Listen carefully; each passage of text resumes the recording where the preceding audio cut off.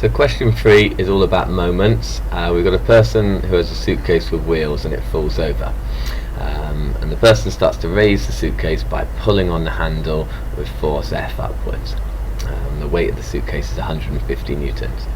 And the first thing they want from you is that you need to be able to memorize this equation that links moment, force and perpendicular distance in the pivot. And what we're after is this, just move it in, which is the moment of a force is equal to the force times the distance from the pivot point. And then we've got to use this in a calculation. So we've got to calculate the force F the person must apply to start raising the suitcase. Now we've got a pivot point on the wheel here. Okay, force F is turning it in an anti-clockwise direction around that pivot point, while this 150 Newton force is trying to turn it in a clockwise direction.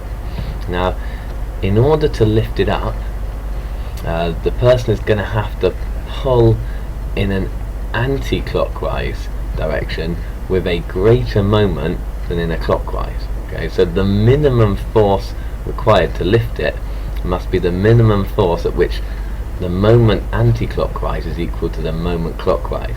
And what we're going to be using here is the principle of moments. Okay, and the principle of moments states that for any equilibrium position, the anti-clockwise moment must be equal to the clockwise moment. And although we don't want it to be an equilibrium, the equilibrium position is the one at which the two moments are exactly balanced. So any force greater than the one we calculate for equilibrium for F will be enough to cause the suitcase to lift up. So because we know that for our minimum value of F, the clockwise moment must equal the anti-clockwise moment, we can kind of put that into a slightly different form and say because moment is force times distance, then the clockwise force times the clockwise distance must equal the anti-clockwise force times the anti-clockwise distance.